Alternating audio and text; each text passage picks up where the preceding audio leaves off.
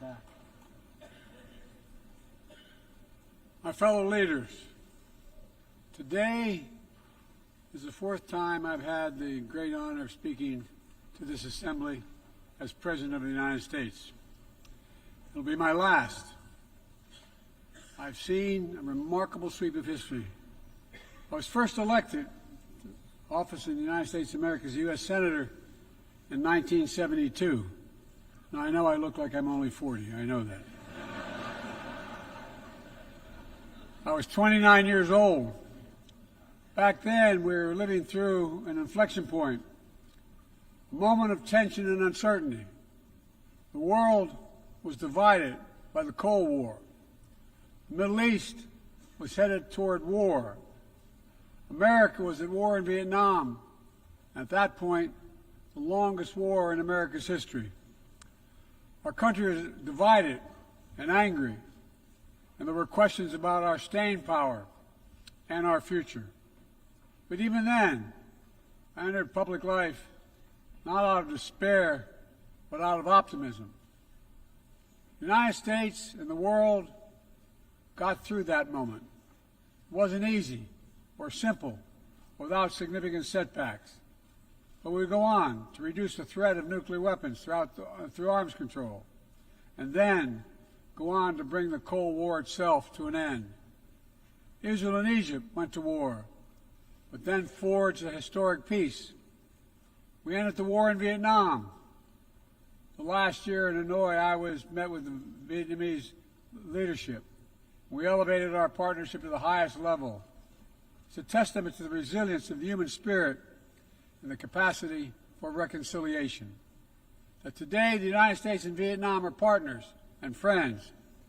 And it's proof that even from the horrors of war, there's a way forward. Things can get better. We should never forget that. I've seen that throughout my career. In the 1980s, I spoke out against apartheid in South Africa. And then I watched the racist regime fall. In the 1990s, I worked to hold Milosevic accountable for war crimes. He was held accountable. At home, I wrote and passed the Violence Against Women Act to end the scourge of violence against women and girls, not only in America, but across the world, as many of you have as well. But we have so much more to do, especially against rape and sexual violence as weapons of war and terror. We were attacked on 9/11 by al-Qaeda and Osama bin Laden. We brought him justice. Then I came to the presidency at another moment of crisis and uncertainty.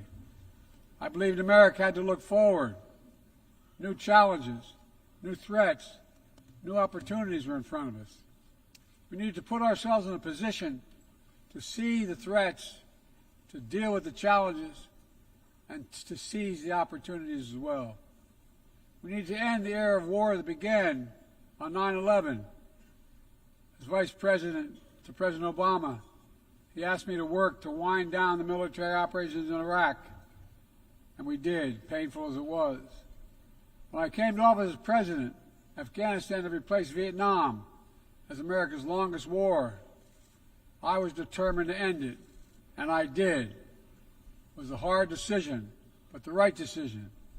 4 American presidents had faced that decision, but I was determined not to leave it to the 5th. It was a decision accompanied by tragedy. 13 brave Americans lost their lives, along with hundreds of Afghans in a suicide bomb. I think those lost lives, I think of them every day. I think of all the 2,461 U.S. military deaths over a long 20 years of that war. 20,744 American servicemen wounded in action. I think of their service, their sacrifice, and their heroism. I know other countries lost their own men and women fighting alongside us. We honor their sacrifices as well. To face the future, I was also determined to rebuild my country's alliances and partnerships to a level not previously seen. We did just that, from traditional treaty alliances to new partnerships like the Quad with the United States, Japan, Australia, and India. I know many look at the world today and see difficulties and react with despair. but I do not. I won't. As leaders, we don't have the luxury. I recognize the challenges from Ukraine to Gaza to Sudan and beyond. War, hunger, terrorism, brutality, record displacement of people, a climate crisis, democracy at risk, strains within our societies, the promise of artificial intelligence and its significant risk. The list goes on. But maybe because all I've seen and all we have done together over the decades, I have hope. I know there is a way forward. In 1919, the Irish poet William Butler Yeats described a world, and I quote, "where things fall apart, the center cannot hold, mere anarchy is loosed upon the world," end of quote. Some may say those words describe the world not just in 1919, but in 2024. But I see a critical distinction. In our time, the center has held. Leaders and people from every region and across the political spectrum have stood together, turned the page. We turned the page in the worst pandemic in a century. We made sure COVID no longer controls our lives. We defended the UN Charter and ensured the survival of Ukraine as a free nation.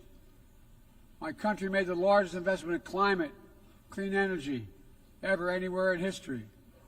There will always be forces that pull our countries apart and the world apart. Aggression, extremism, chaos, and cynicism. A desire to retreat from the world and go it alone. Our test, is to make sure that the forces holding us together are stronger than those that are pulling us apart. That the principles of partnership that we came here each year to uphold can withstand the challenges. That the center holds once again. My fellow leaders, I truly believe we're at another inflection point in world history. With the choices we make today will determine our future for decades to come. Will we stand behind the principles that unite us? Will we stand firm against aggression? Will we end the conflicts that are raging today? Will we take on global challenges like climate change, hunger, and disease? Will we plan now for the opportunities and risk of a revolutionary new technologies? I want to talk today about each of these decisions and the actions, in my view, we must take. To start, each of us in this body has made a commitment to the principles of the UN Charter to stand up against aggression. When Russia invaded Ukraine, we could have stood by and merely protested. But Vice President Harris and I understood that that was an assault on everything this institution is supposed to stand for. And so, my direction, America stepped into the breach, providing massive security and economic and humanitarian assistance. Our NATO allies and partners in 50-plus nations stood up as well. But most importantly, the Ukrainian people stood up. I asked the people of this chamber to stand up for them. The good news is Putin's war has failed and at his core aim. He set out to destroy Ukraine, but Ukraine is still free. He set out to weaken NATO, but NATO is bigger, stronger, and more united than ever before, with 2 new members, Finland and Sweden. But we cannot let up. The world now has another choice to make. Will we sustain our support to help Ukraine win this war and preserve its freedom, or walk away and let aggression be renewed and a nation be destroyed? I know my answer. We cannot grow weary. We cannot look away. And we will not let up on our support for Ukraine, not until Ukraine wins a just and durable peace in the UN Charter.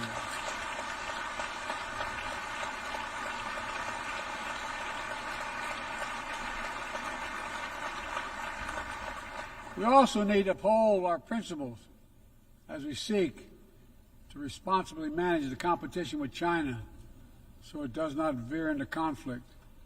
We stand ready to cooperate on urgent challenges for the good of our people and the people everywhere. We recently resumed cooperation with China to stop the flow of deadly synthetic narcotics. I appreciate the collaboration. It matters for the people of my country and many others around the world.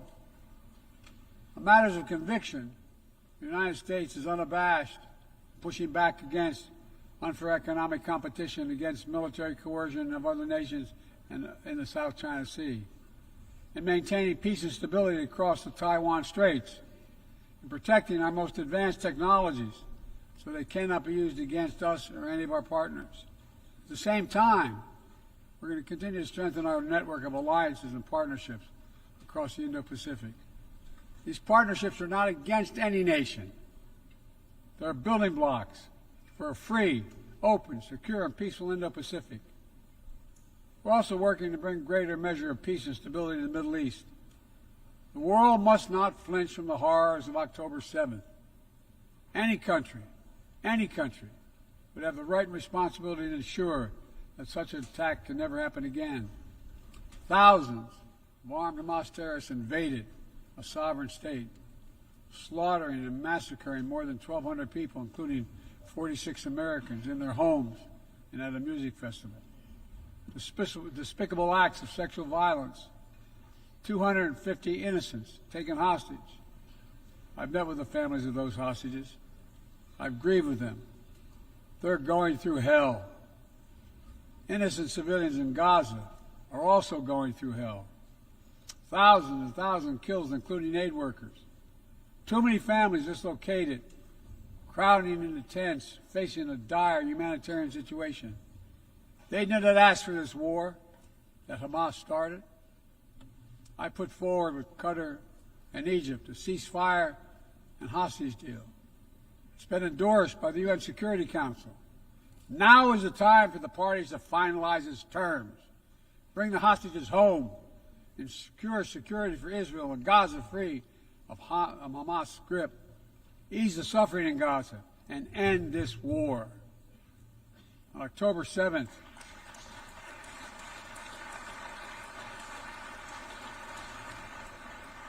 since October 7th, we've also been determined to prevent a wider war that engulfs the entire region.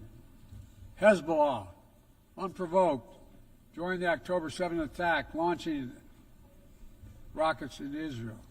Almost a year later, too many on each side of the Israeli-Lebanon border remain displaced. A full-scale war is not in anyone's interest. Even if the situation has escalated, a diplomatic solution is still possible.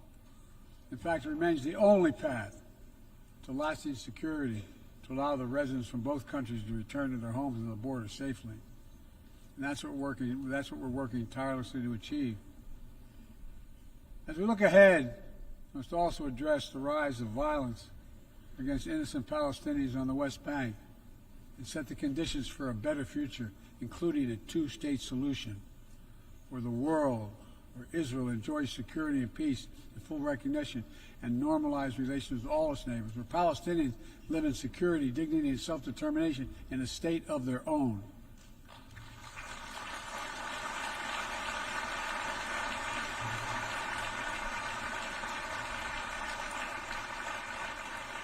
Progress toward peace will put us in a stronger position to deal with the ongoing threat posed by Iran.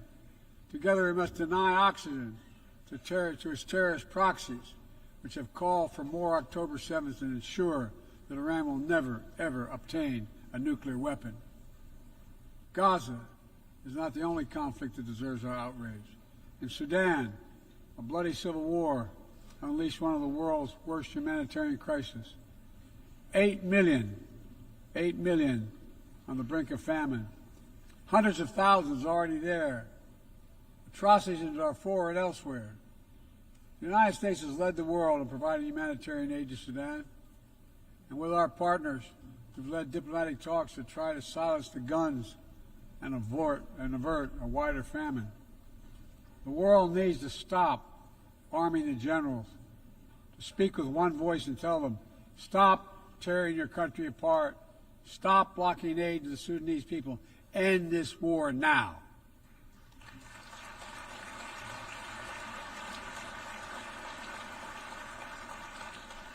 People need more than the absence of war.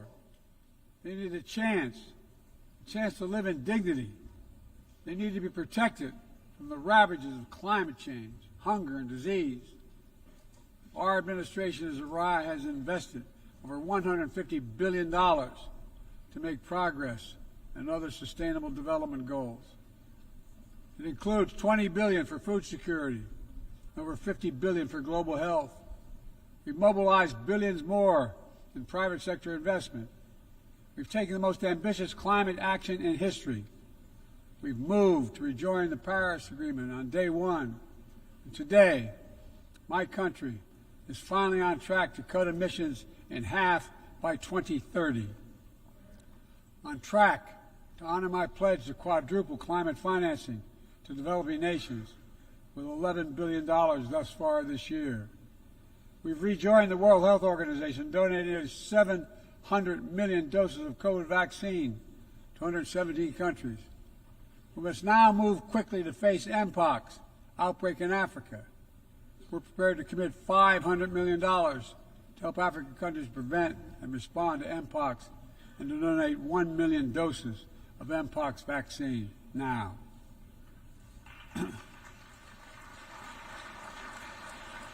We call on our partners to match our pledge and make this a billion-dollar commitment to the people of Africa. Beyond the core necessities of food and health, the United States, the G7, and our partners have embarked on an ambitious initiative to mobilize and deliver significant finance to the developing world. We're working to help countries build out their infrastructure, to clean energy transition, to the digital transformation, to lay new economic foundations for a prosperous future. It's called the Partnership for Global Infrastructure and Investment. We've already started to see the fruits of this emerge in Southern Africa and Southeast Asia and in the Americas. We have to keep it going. I want to get things done together.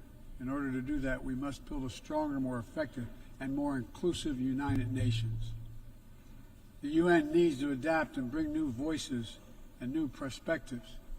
That's why we support reforming and expanding the membership of the UN Security Council.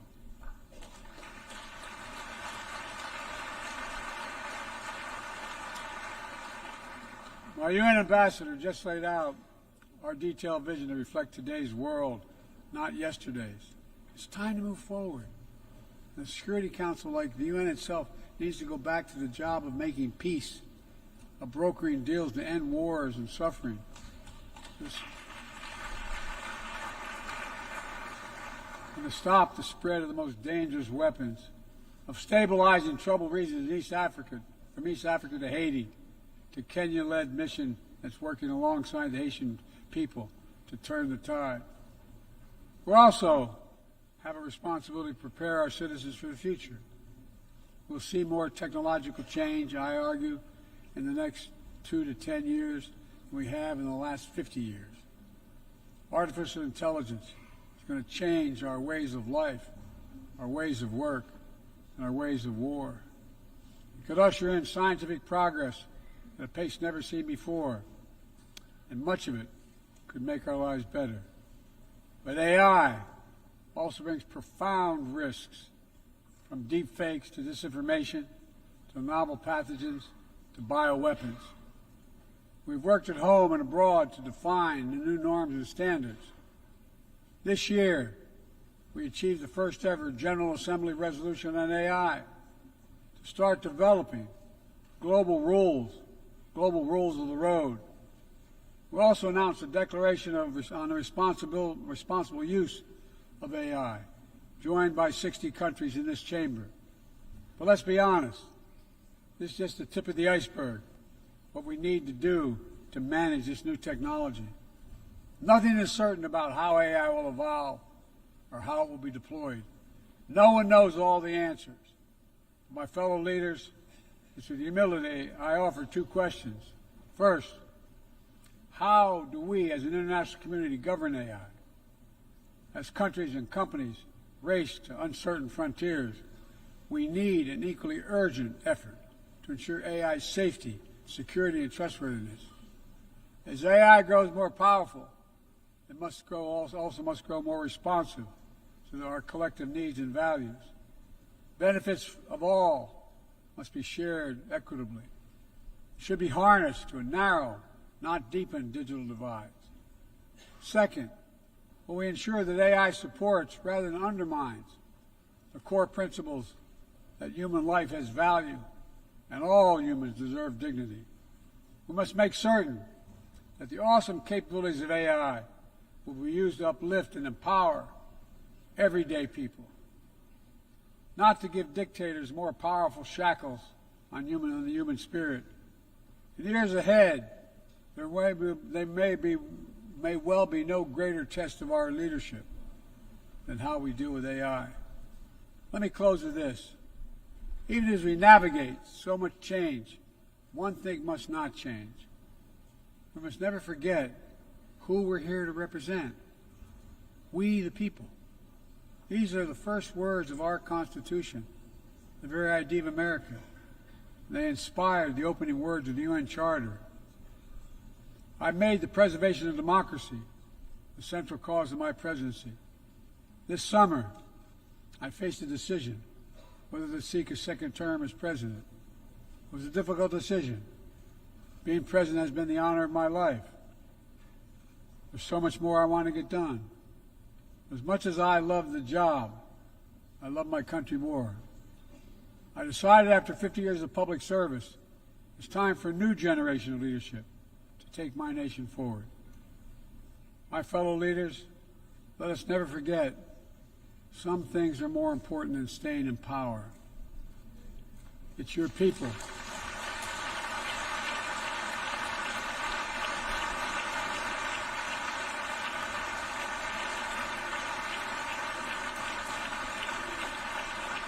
It's your people that matter the most. Never forget, we are here to serve the people, not the other way around. Because the future will be won by those who unleash the full potential of their people, to breathe free, to think freely, to innovate, to educate, to live and love openly without fear. That's the soul of democracy. It does not belong to any one country. I've seen it all around the world, in the brave men and women who ended apartheid, brought down the Berlin Wall, fight today for freedom and justice and dignity. We saw it, that universal yearning for rights and freedom in Venezuela, where millions cast their vote for change that hadn't been recognized. But it can't be denied. The world knows the truth. We saw in Uganda, LGBT activists demanding safety and recognition of their common humanity. We've seen citizens across the world peacefully choosing their future. From Ghana to India to South Korea, nations representing 1/4 of humanity who will hold elections this year alone. It's remarkable, the power of we the people, that makes me more optimistic about the future than I've ever been. Since I was first elected to the United States Senate in 1972, every age faces its challenges. I saw it as a young man. I see it today. But we are stronger than we think. We're stronger together than alone. And what the people call impossible is just an illusion. Nelson Mandela taught us, and I quote, "It always seems impossible until it's done. It always seems impossible until it's done." My fellow leaders, there is nothing that's beyond our capacity if we work together. Let's work together. God bless you all, and may God protect all those who seek peace. Thank you.